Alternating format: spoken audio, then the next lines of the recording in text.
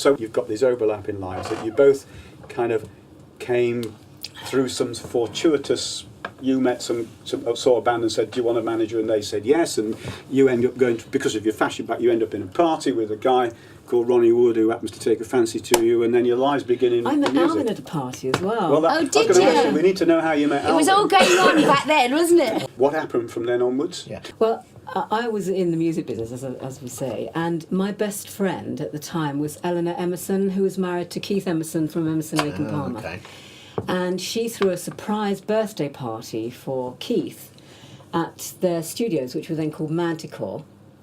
And I, like Joe, I thought, oh God, I really don't feel like going. It was just one of those horrid, freezing cold winter nights, and it was raining. But I went because Eleanor would have been very upset if I didn't. So I went, and I met Alvin. And I was working part-time in a film company because I was starving at that time. So That sounds really glamorous, though, starving and working for a film company. I worked for a film company, and In a garret in Paris. Yeah. well, and he was about to embark on a tour with Milo Lefebvre, which was his first foray away from 10 Years After, and they were going to America. And 2 weeks later, he sent me a ticket to meet him in Jamaica for Christmas. And we never parted after that. Yes, No, it's sort wow. of like I went to Paris and I never left, you know. That's right. You say in the book that you kind of, Yes. hey, Yeah. come to Paris, and you turned up there and... Yeah. And that I was have to that. say, if I had to choose between Paris and Jamaica, I'll run with Jamaica. Yeah, I know. Shame they weren't recording in Jamaica. I'm sure that's been on your list. It was also spontaneous, Yes, and it was. and you know, and also then you didn't have any paparazzis. You were free, unlike now. You know. It does strike me that both of you, it doesn't sound as though any of this was planned. And No, none of it. You didn't You just- target people and sort of stalk them. No, You were just having a good time. not a stalker. And even your move into business, when you became the manager at 17, that wasn't planned. You went to a gig and you thought, hey, let's Fell do this. into it, So yes.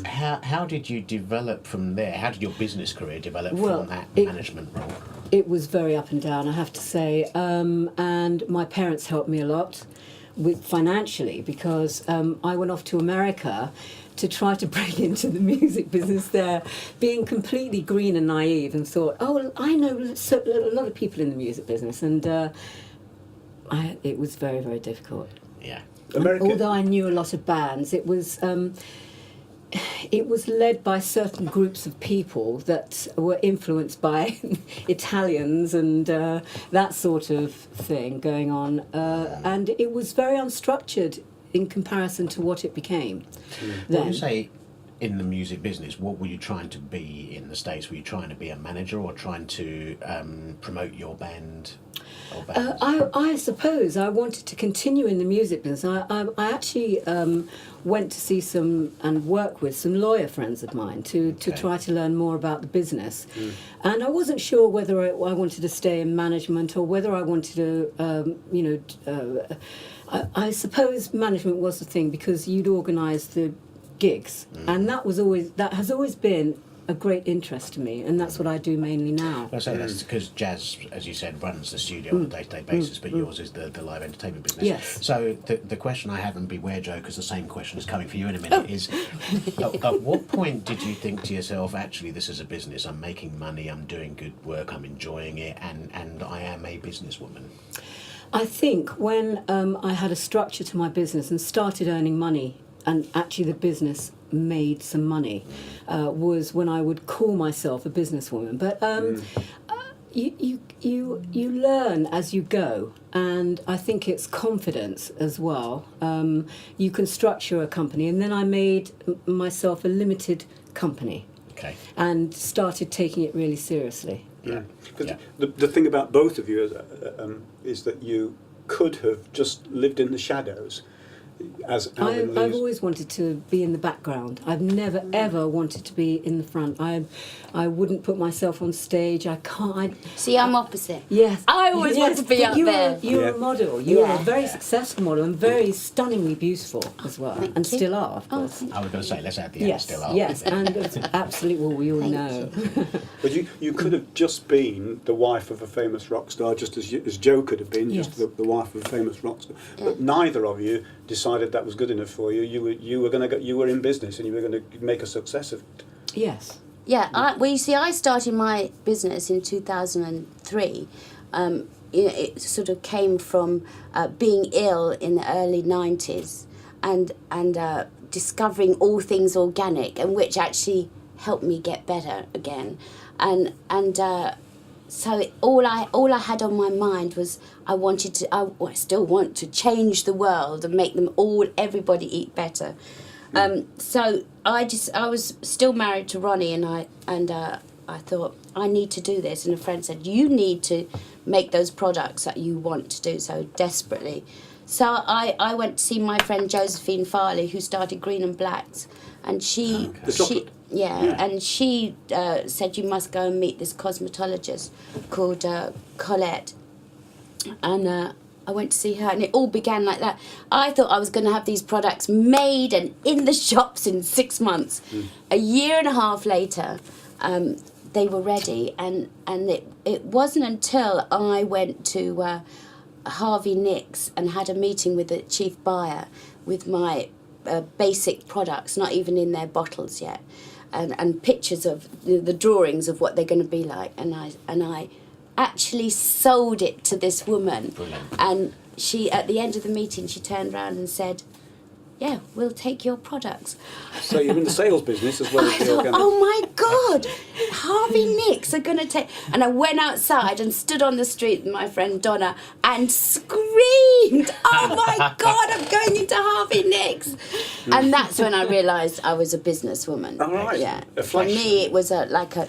And at that point, absolute you didn't wonder. even have a product. You had drawings and ideas. And samples. Okay. Yeah. The old adage is, don't make it and sell it, then make it. And you Yeah. followed Yeah. that. Yeah. Yeah, and with me also, I had a few people saying to me, you'll never get this together. You'll never get this together, including my ex, actually. Yes. He said, yeah, you're all talk, you'll never get to that. I Yeah. thought, I'll And was that- show you. Was that a real motivator for you? People saying Yeah. you won't succeed. And then I was a went to motivator. a PR agency, and they said, oh, we get lots of rock wives who come up with these sort of Yeah, ideas. exactly. Yeah. This I is thought, my they point. don't You two- believe I'm going to be able to do this. Yeah. I am going to do this. So, okay, so why did you believe that? What made you different? Because I have a real passion for it, and I think if you've got a passion for something, then I think that can Yeah. make it work. I'm going to agree with you, and you have to have that passion. But running a business is a particular skill set, and it goes for both of you. We're here in a fabulous studio, but there's rates to pay, and there's staff to sort out, and there's pensions enrolment, and there's all that stuff. Yeah, about you see, running I'm a useless business. at all that other stuff. Okay, so Luckily, how I've do you got a ma- great son who does that Yeah, side yeah. for me. I would be absolutely lost So if you- I hadn't got him. You focus on what you're good at. Yeah, And let someone I else do the all that creative stuff. bit and Yeah. and promotion and all that. I'll do everything like that. But if you sat me down with numbers, I'll be absolutely lost. I wouldn't know how to do it. Yeah. Yeah. I think we'll I come would back, say if I it may, must to be the time- skills Yeah. and the bits of being in business that you're passionate about. But it's your turn to tell us, Joe, about your choice of music. Stray Cat Blues, surprisingly, by the Rolling Stones. Yeah. What's behind that? Why that particular track? Do you know, I remember when I first heard this song and I absolutely fell in love with it. It was so sort of basic and bluesy and great guitar solo. I do love a great guitar solo. And one thing about Ronnie that I adore is that he's such a brilliant guitarist. And when he plays this live, there's nothing better for me. So that's why. Great. Here we What go. better reason to choose it? Yeah, Stray Cat Blues, the Rolling Stones, and particularly Ronnie.